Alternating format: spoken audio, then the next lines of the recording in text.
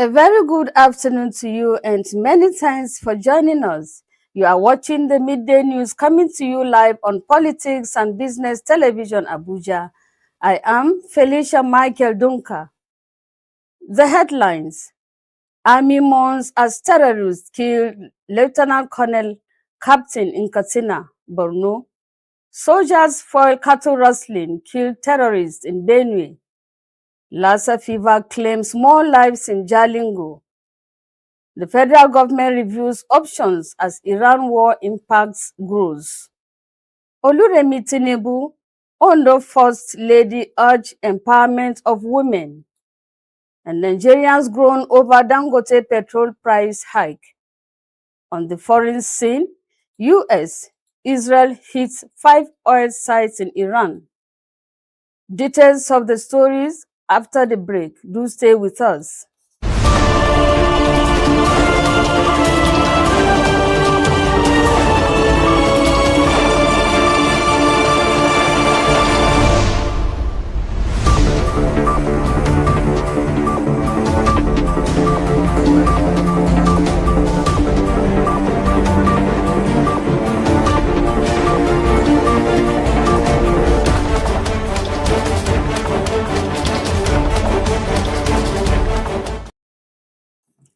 The Nigerian army has mourned soldiers killed in separate attacks by terrorists in Borno State and Katsina State.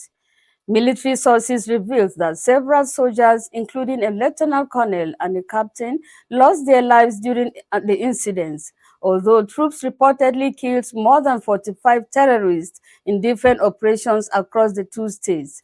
The slain lieutenant colonel was said to be the commanding officer of one of the battalions operating in Borno.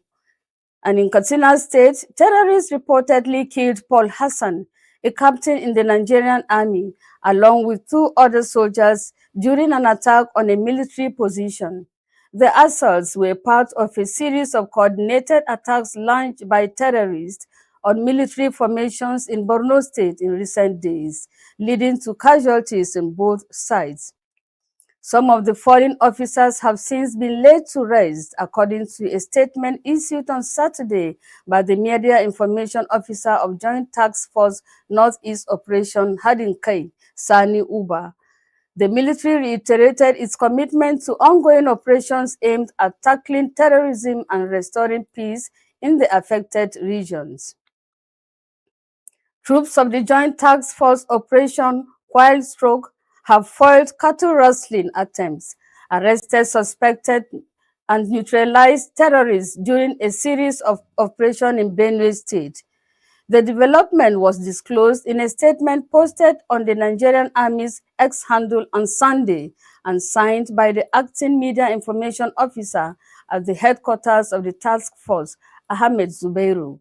According to him, the operations were conducted between March 3rd and March 7th in the different parts of the state. Zubairu said, troops of the Nigerian Army under the Chief of Army Staff Special Intervention Battalion 9, operating within Operation Wild Stroke, arrested 3 suspected cattle rustlers and recovered stolen livestock during a routine patrol around Obagaji in Agatu local government area. Preliminary investigations revealed that the cattle were being transported in a vehicle bearing a fake Kogi state government registration number plate, Kogi 2LMA 35LG. He added that the suspected gang leader, Mahmoud Hussein, reportedly confessed that he had been invited to purchase the rustled cattle by 2 individuals identified as Dahiru and Small. The troops later conducted a search of the surrounding area and recovered 1 round of 7.6 mm special ammunition from the back of a neutralized suspect.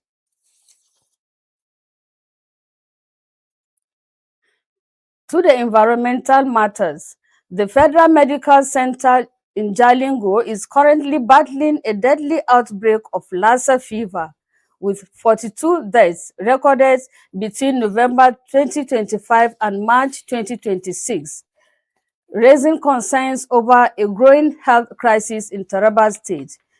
The tertiary hospital, the largest in the state and located in Jalingo, is struggling to cope with the situation amid a shortage of medical doctors, leaving healthcare workers to operate under intense pressure as the epidemic continues to claim lives. The head of the clinical services at the hospital, Abubakar Kirim, described the situation as a rapid escalating epidemic. He revealed that 230 suspected cases were recorded within the 5 months period, with 102 confirmed infections. According to him, 95 patients were admitted for treatment, out of which 30 were successfully treated and discharged. However, the response has been complicated by delays in testing, as some patients reportedly leave the treatment center while awaiting confirmation of their samples, thereby increasing the risk of further transmission. The outbreak has also affected frontline health workers, with 3 staff members, a doctor, a nurse, and a driver, were confirmed to have contracted the virus. Dr. Kirim stressed that beyond hospital interventions, public awareness remains crucial in containing the spread. He called on stakeholders, including local government authorities and State Ministry of Health, to intensify awareness campaigns while urging residents to avoid contact with rodents, maintaining proper hygiene, and seek immediate medical attention if symptoms such as fever, headache, or bleeding appear. The federal government is currently assessing the possible economic impact of the growing conflict in the Middle East on Nigeria's economy, as the parties involved show no sign of backing down. One of the immediate consequences of the hostilities involving Iran, Israel, and the United States is the rise in crude oil prices to about $90 per barrel on the international market. This development has already contributed to an increase in the cost of petrol in Nigeria, which now sells for over 1,000 naira per liter in many parts of the country. Sources in Abuja revealed that the federal government's economic management team has begun reviewing the situation to determine how best to minimize the negative impact on Nigerians and national economy. The 2025 federal budget was benchmarked on an oil price of $64.85 per barrel, Nigeria's main export. However, there are growing concerns that crude oil prices could climb to as high as $150 per barrel if the crisis persists for several more weeks. While higher prices may boost Nigerians' revenue, experts warn that it could also lead to further increases in petrol prices and a higher cost of living. Meanwhile, the federal government has also begun arrangements to evacuate Nigerians stranded in Iran, many of whom are students. The spokesman for the Ministry of Foreign Affairs, Kimibe Imiefa, said during the interministerial meeting in Abuja that a reliable evacuation plan has been agreed upon for Nigerians in Iran, who are considered the most vulnerable. He noted that about 1,000 Nigerians are currently in the country, adding that discussions are ongoing with Armenia to facilitate the evacuation. The ministry is also working with Nigerian embassies and consulates in the region to update records of citizens, strengthening communication with diaspora communities, and provide timely security advisories. And you are still watching news analysis right here on Politics and Business Television Abuja. Still to come, Oluremi Tinubu Ondo First Large Lady urge empowerment of women. Details of this and more after the break. Stay with us.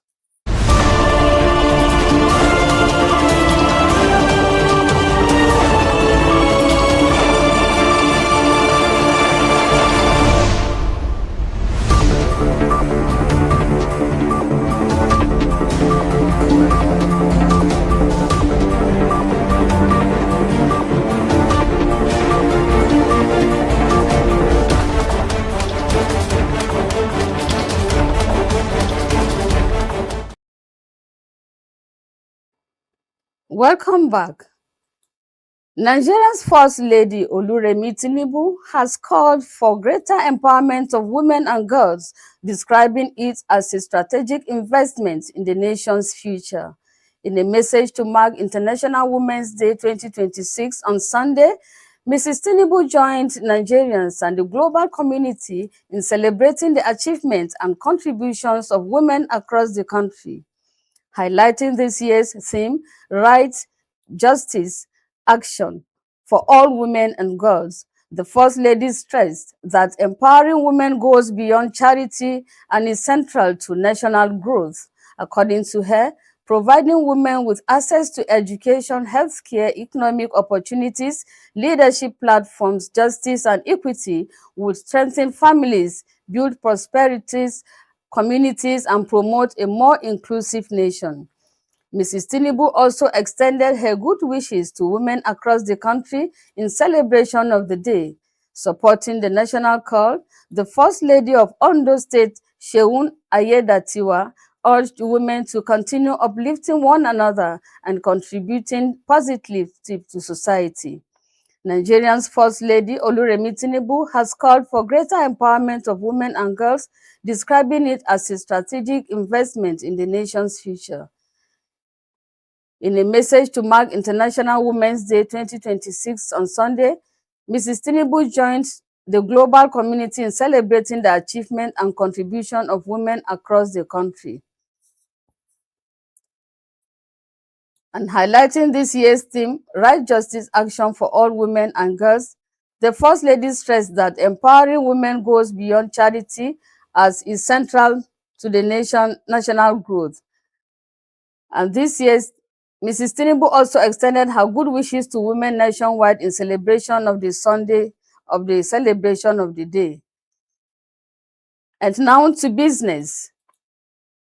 Nigerians across major cities are grappling with rising petrol prices after the Dangote Petroleum Refinery increased its gantry price of premium motor spirit to 995 naira per litre. The adjustment has triggered retail price increases nationwide, with pumping prices in some states now exceeding 1,000 naira per litre. Findings show that petrol currently sells between 1,000 naira and 1,190 naira per litre, depending on the location and retail outlets. The development has led to higher transport fares and a rise in the cost of goods and services across many parts of the country.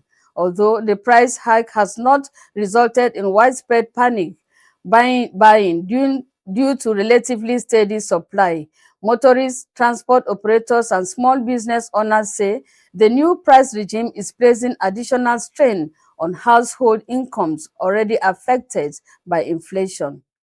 The latest surge in petrol prices is also linked to the escalating geopolitical tensions in the Middle East involving Iran, the United States, and Israel, which have disrupted global oil supply chains and pushed crude oil prices upward. In the Federal Capital Territory, commuters are already bracing for higher transport fares as filling stations adjust pump prices to above the 1,000 naira mark. And now on the foreign scene. Overnight strikes by the United States and Israel targeted 5 oil facilities in and around the Iranian capital, Tehran, leaving 4 people dead. According to Iranian state television, the chief executive officer of the National Iranian Oil Product Distribution Company, Keramat Vizkarami, confirmed the development, noting that the attacks caused significant damage to energy infrastructure in the area. Following the overnight strikes, thick smoke from burning facilities hung over Tehran, casting a dark haze across parts of the city as residents woke on Sunday morning. Many residents also reported a strong smell of burning lingering in the air, raising concerns about the environmental and safety impact of the attacks on surrounding communities. The strike come amid escalating hostilities after the United States and Israel reported carried out attacks in Iran that killed the country's supreme leader, Ayatollah Ali Khamenei, an event that has intensified the ongoing conflict in the Middle East. In response, Iran launched drone and missile strikes targeting locations in Israel, as well as United States interests across the region, further highlighting fears of a wider regional war. And that wraps up today's program. But before we go, the headlines again. Army mourns as terrorists kill Lieutenant Colonel Captain in Katsina, Borno. Soldiers foil cattle rustling, kill terrorists in Benue. Lassa fever claims more lives in Jalingo. Federal government reviews options as Iran war impacts grows. And Oluremi Tinubu, Ondo First Lady, urged empowerment of women. Again, Nigerians groan over Dangote petrol price hike. And on the foreign scene, US, Israel hit 5 oil sites in Iran. For more updates and in-depth analysis, follow Politics and Business Television.English on YouTube and Facebook. Connect with us on Instagram at PNBTV_English and TikTok at PNBTV_ENG. And remember to subscribe and stay informed.